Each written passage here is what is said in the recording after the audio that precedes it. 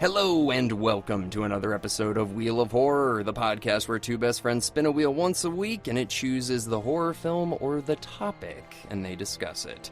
Today we are talking about the best PG-13 films in horror. So yeah, covering the best PG-13 films. Yeah, that's really about it. I am your co-host Alec.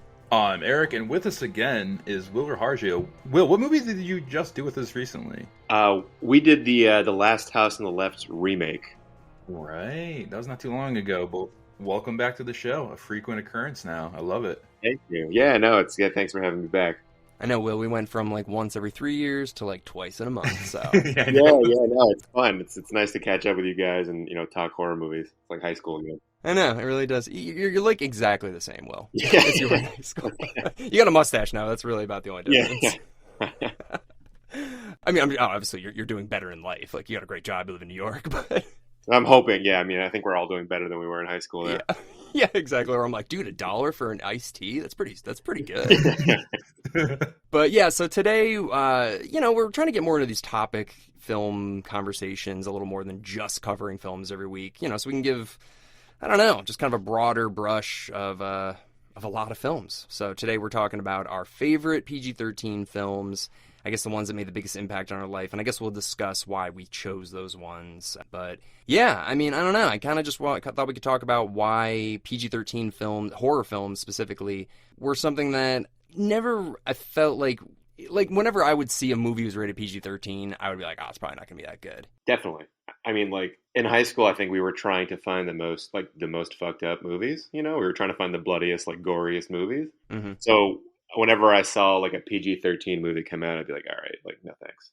Yeah, and luckily none of the Halloweens or the Friday the 13th or anything like that were PG-13, because I would have just been like, all right, they've given up. Or if Saw or something went PG-13, I would just be like, yeah, this is really, that's like where I feel like franchises go to die, is when they finally lose that R rating. But right, yeah, and I agree with you, Alec. We're like, what's that? It's like we know a thing or two because we've seen a thing or two. What's that?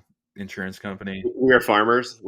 Farmers. That's it's like we've done a lot of horror movies, so it's like we know a thing or two. And that's why we're doing these topics, because come on, you can trust us. We have decent lists, and Will, you're a great guest to have for this because you've been around the block, you've seen some stuff. But back to the PG-13, I was 13 or younger, even when I was 10, at Blockbuster, to be like, oh, what's this PG-13? No, boobs or bust or one F-bomb. Don't need that in my life. I need something more palate cleansing than this sheep stuff. No, but yeah, I mean, nothing was better than going to Blockbuster. Obviously, how old were we, Alec? Mom, it's Lake Placid. It's not that scary. We're not going to be freaking out about a crocodile. It's fine. Betty White's in it. It's going to be totally funny. Yeah, we were 9, because pay-per-view was big then. So I remember, Deep Blue Sea. There were a few movies my mom was like, all right, it's R, but it's a loose R. It's probably PG-16, really.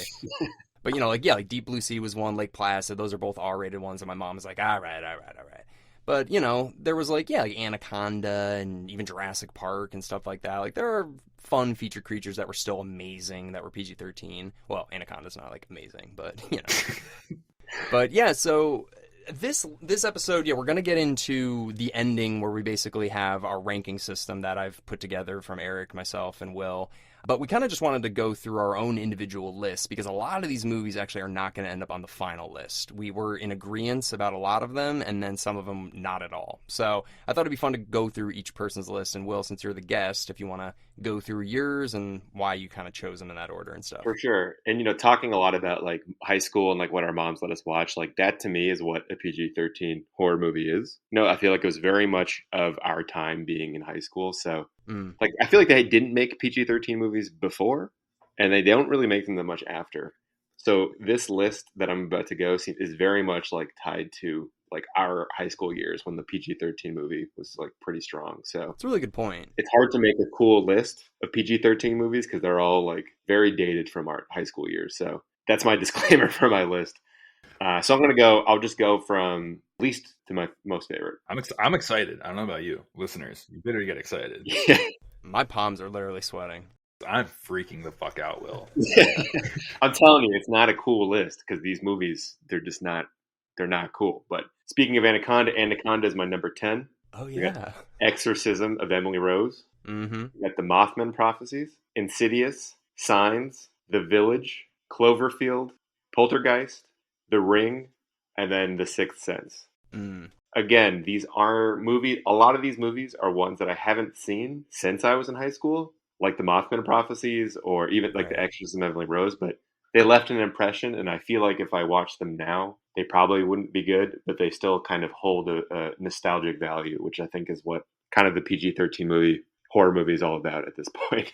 I love that list, but also, I mean, it's you picked the best horror movies, not the scariest, not the like funny, like the best horror movies. And I think your list nailed it. Now, of that list, Will, is there one that you're like, this one actually is the scariest, and this one is my favorite? So it's interesting because there were a couple of these that I rewatched or actually watched for the first time for this list. Before I searched like what are some good PG-13 movies, and surprisingly, had never seen Insidious. And I think just in terms of like fear, like being scared of looking at the screen, that's probably the scariest on this list because the movie kind of sets itself up for jump scares and then for just like creepy imagery.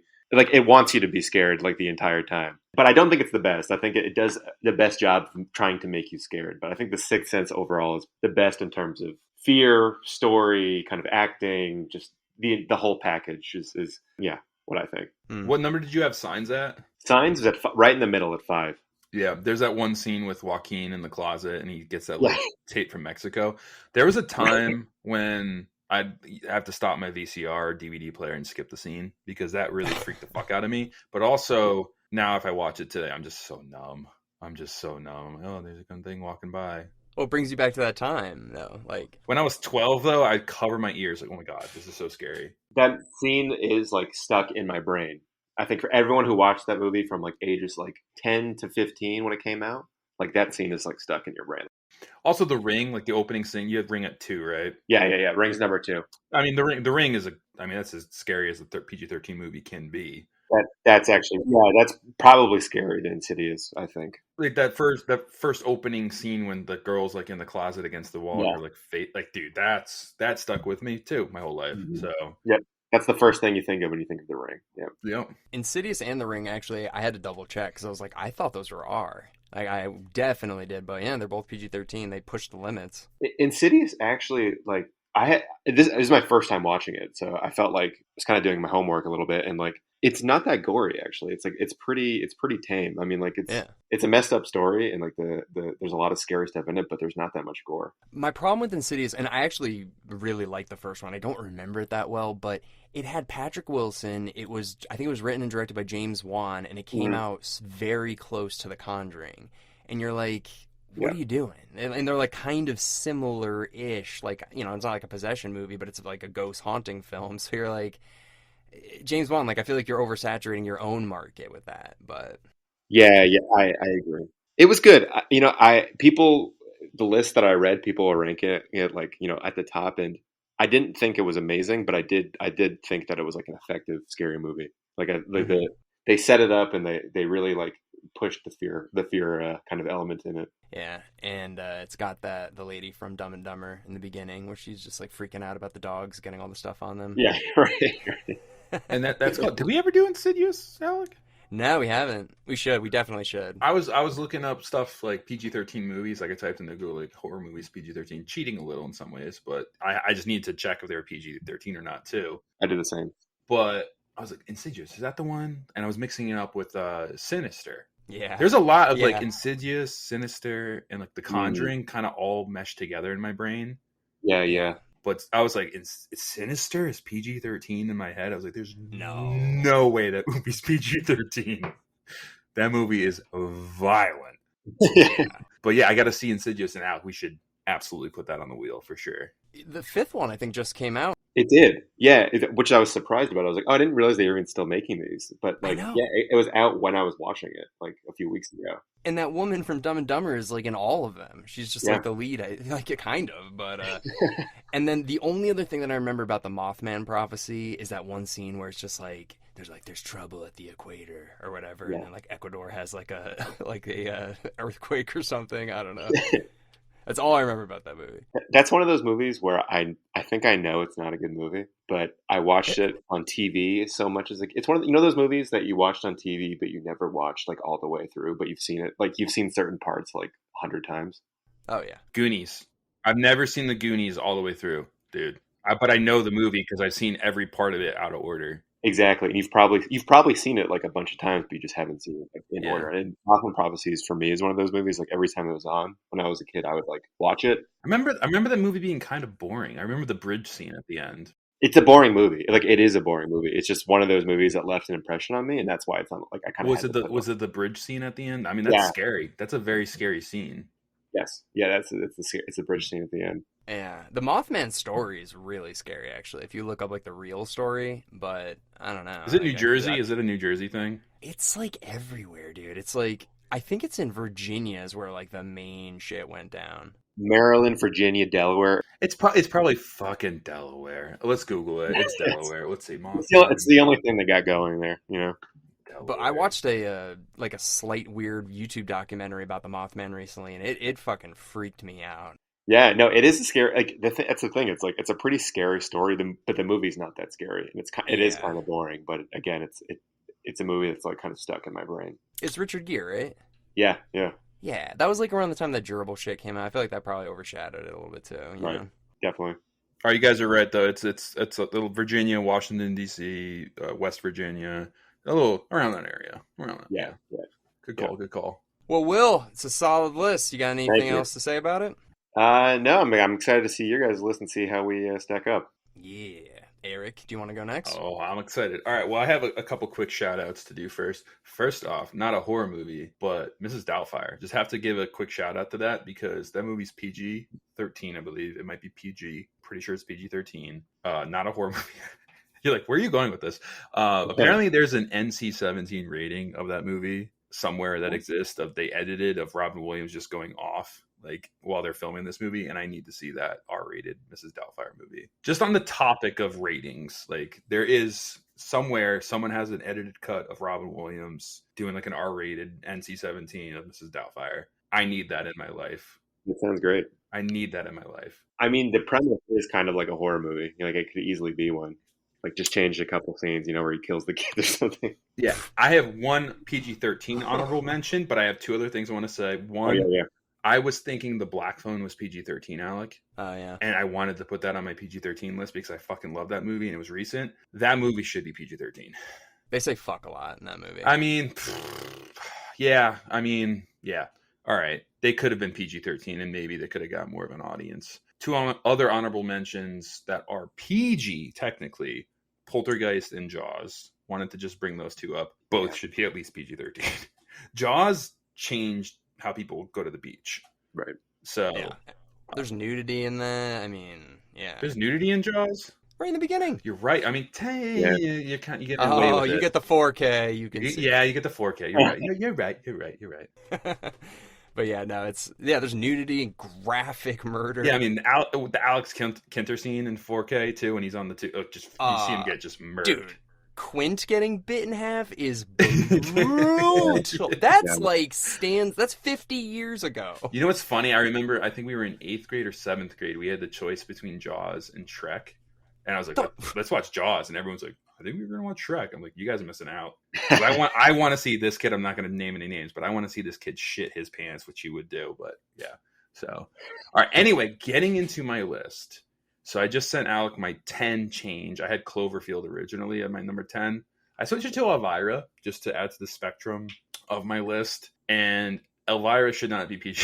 I mean, that's the end scene with like the titty tassels and like it's a very sexual movie. A lot of cleavage, a lot of sexual jokes, more horror comedy, thinking of like a Pee Wee Herman kind of character with Elvira, but had to throw that at number 10 just as a PG-13 movie and horror. 9, Happy Death Day, a slasher movie that we did about 2 years ago, Alec. Yeah, I was surprised you had that on your list. I mean, it's not the greatest movie, but it's nice to see today's, 2016, 17, that they're still making slashers PG-13. So that's why it makes my list, because it just did that. 8, A Quiet Place. Very scary. Also, the scene where Emily Blunt steps on a nail. Yeah. That's R-rated to me. I'm gonna leave it at that. 7, I have Gremlins, mainly because it's just an 80s iconic movie, and it's PG-13. Phoebe Cates, I mean, she's coming off of Fast Times, got Gremlins. It's like, all right, just having Phoebe Cates in this movie, we got to be careful. PG-13. 6, Signs. I had Signs as well. Not at number 5, but right at 6, just for that one scene with Joaquin. It is very scary, though. 5, this is a personal favorite. Not scary to me, but Monster Squad pretty much introduced me to Universal Monsters and just like my love for monsters in general and horror. Great movie. So that's just on my list. 4, similar to Jaws, Arachnophobia, PG-13. Harry from Dumb and Dumber. Jeff Bridges. Not Jeff Woods, Jeff Daniels. I always mix them up. Arachnophobia is the Jaws for spiders. It's the sharks, spiders. You know, it's a very scary movie and it's PG-13. We did that, I think, last summer, Alec, and it still made me itch, you know, just watching the movie. 3, I also, The Last Exorcism. Will, did you have The Last Exorcism or did you have The Exorcism of Emily Rose? I had The Exorcism of Emily Rose. I had never seen The Last Exorcism. Check that one out. That one's a documentary style. We just did that one, Alec, and it stands up. It's very scary. Yeah, I'll check it out. I do like a good Exorcist movie.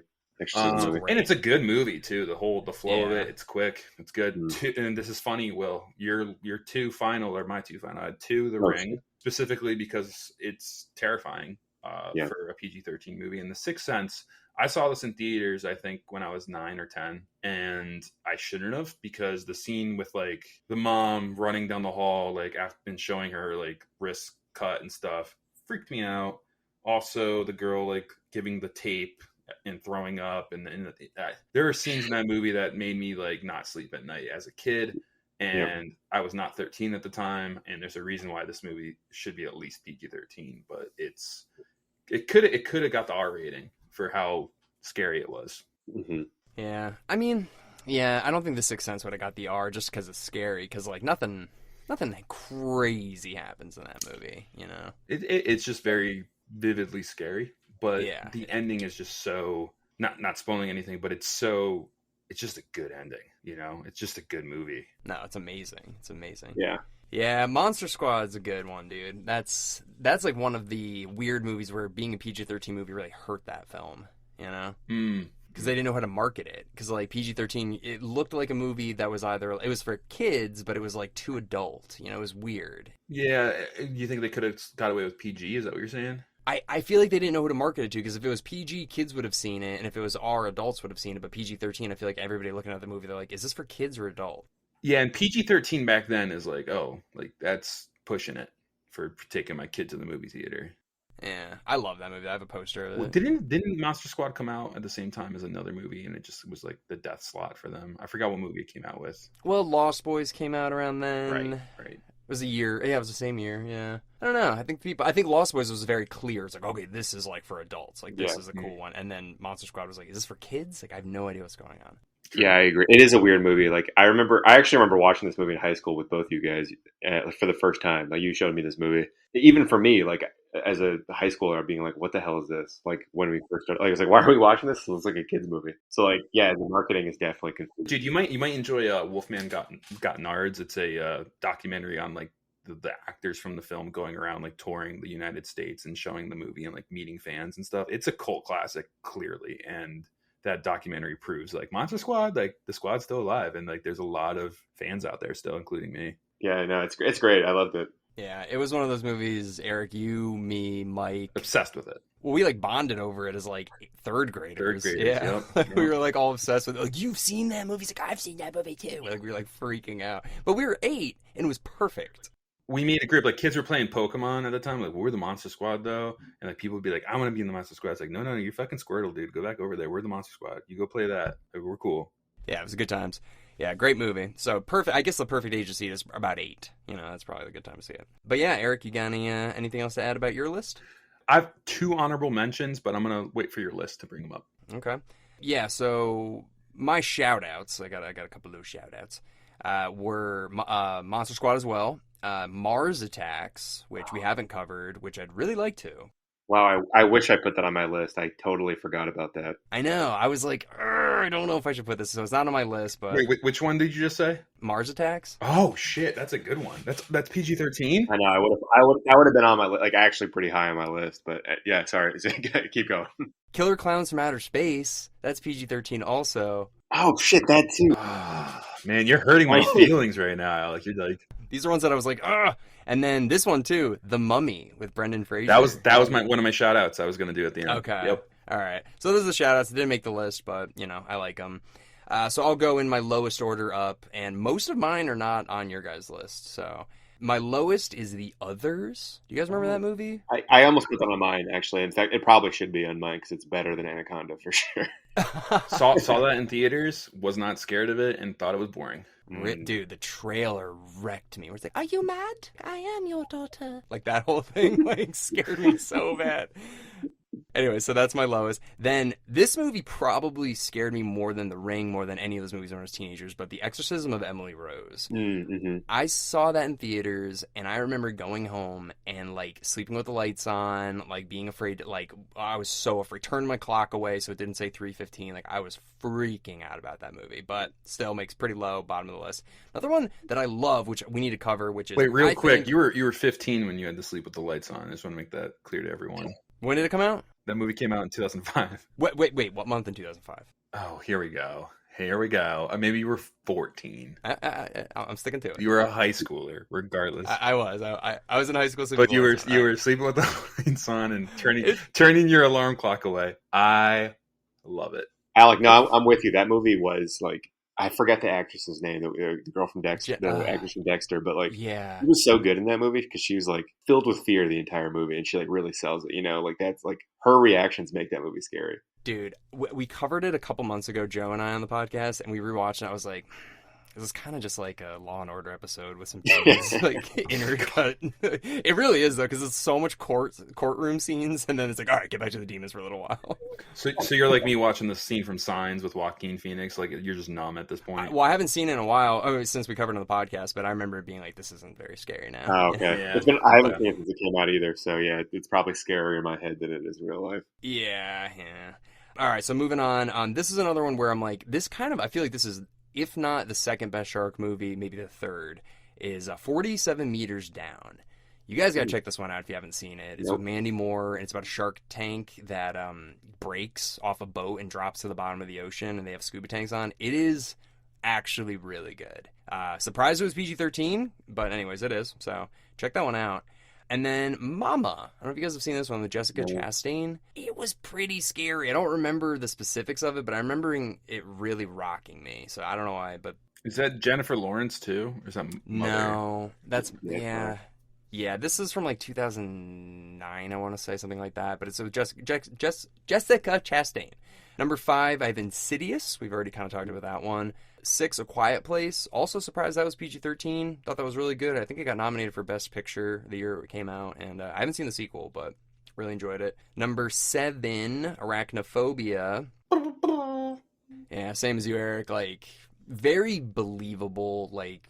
Great use of practical effects, great use of real spiders. The story's a bit outlandish, but like fucking stranger things have happened, honestly. So something about them, like Anaconda doesn't do that for me. Where Arachnophobia feels like Jaws for spiders. It just does that to me. It's heightened, but you're like, this could happen. But anyways, moving on. I have for my top 3. So number 3 is The Ring, which. I like, I think it's a good movie. I think Naomi Watts is freaking gorgeous, but, it's culturally very good, but I didn't think it was as scary as a lot of people did. And then I have The Last Exorcism as 2, Eric. It's up there, right? Isn't it up there? Yeah. Yeah, so your Ring switches. I was 3 Last Exorcism, Ring 2, just because Ring it came before, and I'm like, I remember being that age, but yes, can't agree more. Yeah. It's quicker, it's more original. Well, I don't know. But it's not a remake either. Like, Last Exorcism is just like a thing, and it kind of just came and went, and I remember really liking it, so.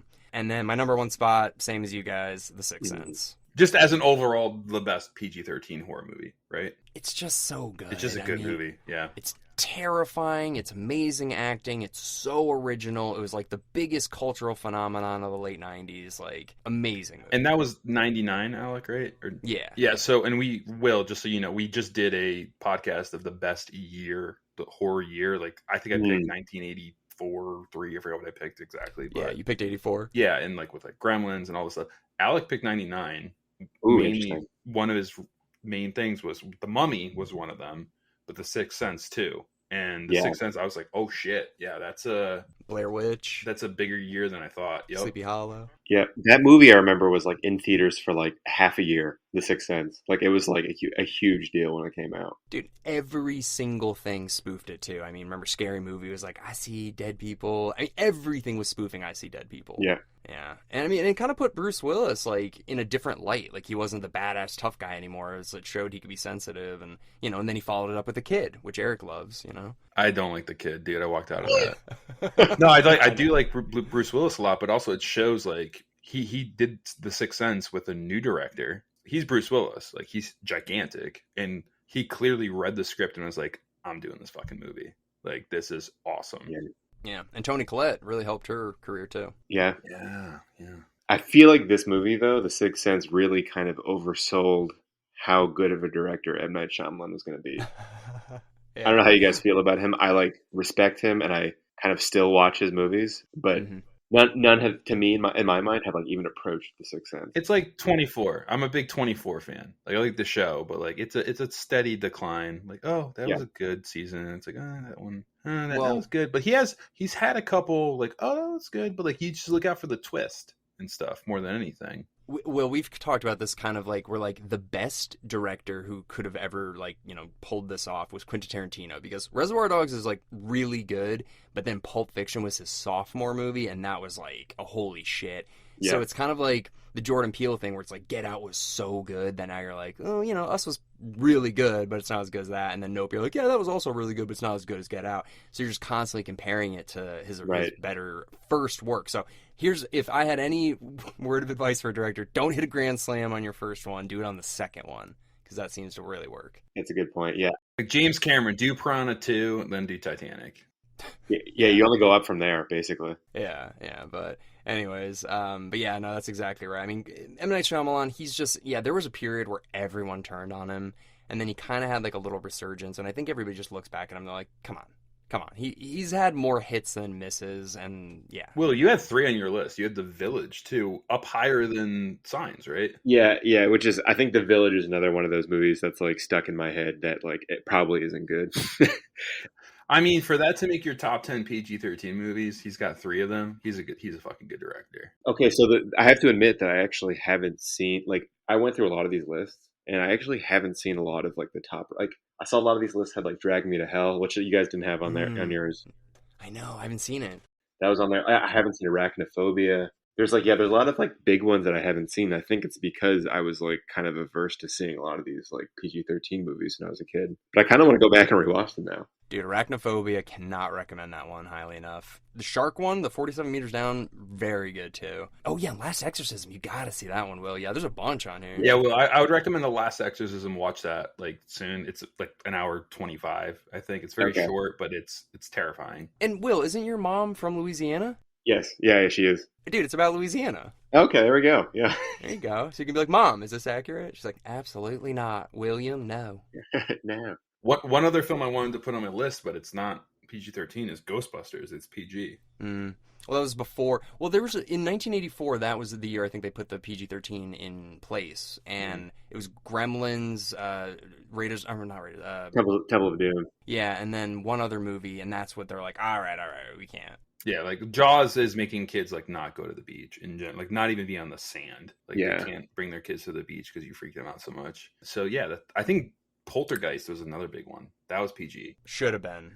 That's a PG-13 movie, period. That's on my list because I could have sworn it was a PG-13 movie, but I think it came up before that was even a rating. Yeah. But in my mind, it feels like a PG-13 horror movie. Like, but even if you watch Ghostbusters, there's like a lot of sexual stuff too, like the Keymaster Gatekeeper stuff, but also like the scene where Bill Murray's like, "It's true, this man has no dick." yeah. Like, I mean, that's not for kids on their third. Well, dude, look at Back to the Future. I mean, like, they say shit a lot. There's like an attempted rape scene. It's like about incest. Like, that shouldn't be it's like his mom is trying to fuck him the entire movie. Yeah, and then like that shouldn't be PG either, you know. Just the idea of that movie shouldn't be PG. But I'm a big advocate for The Black Phone. I really wish that was PG-13 because I really love that movie. I don't know, Will, if you've seen that one. No, my buddy, he really was very like pleasantly. He's like, it was one of the better horror movies I've seen. I was caught off guard. I don't know, maybe if I was just in a good mood while watching that movie, but I really loved it, and I guess the swearing just made it. Yeah, I don't know. I mean, I'm trying to think what else in that movie, and there's murder. I mean, there's kids getting killed. Yeah. It's pretty fucked up. One movie that I think this is the first time where I was like, yeah, it's probably not gonna be that good, is Alien vs Predator. You know, because all of those movies were R, and then this one comes out, it's PG-13. You're like, oh, okay, I got it. How is this gonna? Yeah, be we're gonna try to cash in as much as we can.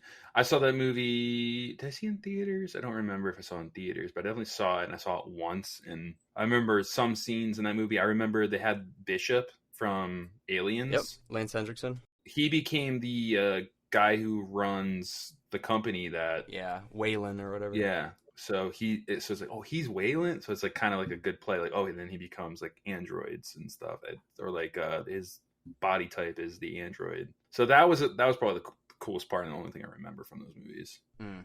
I don't even know who won, Alien or Predator. I don't remember. I think Predator won. Yeah, Predator won. I know who kind of won Freddy versus Jason, but oh yeah, if that was PG-13, I would have rioted, dude. Yeah, that would be like no, like. That's like a people hate that movie, but that's like kind of a guilty pleasure for me. Is Freddy vs. Jason? I kind of like that movie. It's grown. People are like starting to be like, I kind of want to watch this one again. Dude, you're in good company. That's one of my favorites. Yeah, it's good. Dude, it's the 20th anniversance like right now. That's so wild. That's yeah, I saw it in theaters with Spencer and Bobby. I remember. I don't remember seeing that in theaters either. I think I saw that on DVD. But my mom took us. Well, hey, really quick, we got to get to our real list, like the. Oh yeah, winners. Yes. I mean, we already know, like clearly, like the top one. The Sixth Sense. Yes. All right, but we'll go from bottom up. So these are the ones that combined with everybody's list. These are what made the list. So the bottom is The Exorcism of Emily Rose with 4 points, Insidious with 9 points, A Quiet Place also 9 points, Arachnophobia 14. The Last Exorcism 17, The Ring 26, and the winner, unanimous, The Sixth Sense 30. Yeah. So yeah, that feels right. Yeah, it does. I almost feel like The Last Exorcism is a little too high. It feels like it's very personal for us, Eric. But the other ones all seem right. Yeah, people might fight us on that, but like it's not Gremlins winning third. I just put Gremlins on there because it's just an '80s icon. Elvira didn't win. Happy Death Day didn't win. Well, Eric, you texted me. You're like, I'm going to switch out Elvira. I'm like, it literally doesn't matter, but sure. Well, I had Cloverfield at 10, Will, but I switched to Elvira. Well, that's what it did. It knocked Cloverfield even out of the top running. Gotcha. Yeah. Cloverfield was in the top? It would have been above Exorcism of Emily Rose, but then you kicked it out. No, so I'm glad. if there was... No, so basically the way I did it is if anybody had the same movie on their list, that's what put it on there. Because otherwise, it wouldn't have made it. Well, I'm kind of happy now. I like our list better than with Cloverfield. Yeah. Well, this was fun. This is a good way to just kind of, I don't know, talk about the genre that people are just like, about horror films and really focusing on the good ones. So there are really good ones. So check out the ones we mentioned. But yeah, do you guys have any last minute thoughts on these PG-13 movies? Yeah, just give me that. If anyone has the NC-17 Mrs. Doubtfire, send it over. I want to see it. Yeah. I feel like that's not real. I just feel like if it is, I mean, come on, Robin Williams on set, like in a female bodysuit, like with boobs, like he's like, look at these boobs, like freaking out and stuff. Maybe it's like the Jim Carrey documentary for Man on the Moon. Maybe they'll release that, like all the behind the scenes stuff. That's what I want. I want it, and I could really use that right now. How about you, Will? Any last minute thoughts? I just wish I put there's a couple that you guys both mentioned, The Mummy and Mars Attacks, where I didn't even I was thinking of pure horror, and those are like kind of horror comedy or like horror, adventure, but like those would have been on my top 10. But overall, I think you guys' lists are good. Yeah, dude. You too. Yeah, I know. These discussions are a little vague in what we're trying to accomplish. So I guess, yeah, next time we'll get you on for another discussion. We'll be a little clear, I think. But yeah, Will, thanks again, man, for coming on. Seriously, love having you. Funny dude. Good to catch up with you. You know, really great. Yeah, thanks for having me on. It was fun. Yeah. Well, Erik, you want to spin the old wheel? And last thing, anyone listening, any thing we're missing or anything you want to fight us on and think we're stupid or hate us, just comment. We love reading these comments, so let us know. Let us know how you feel. Like, how did you forget Godzilla? I want to hear that. I really want to hear that. Yeah. All right, here we go. Ready? Spinning.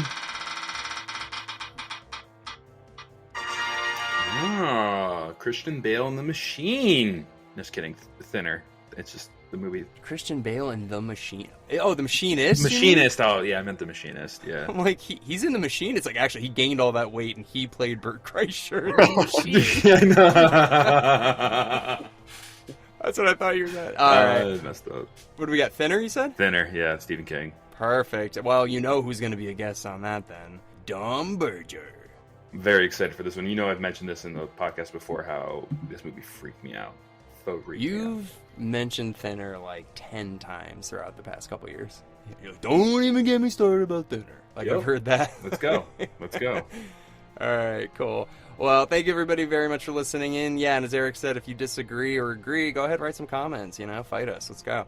And Will, thank you so much for joining us again, dude. We'll get you on very soon in the near future. Yeah, sounds good. Thanks, guys. Yeah, and we'll see everybody next week with Thinner.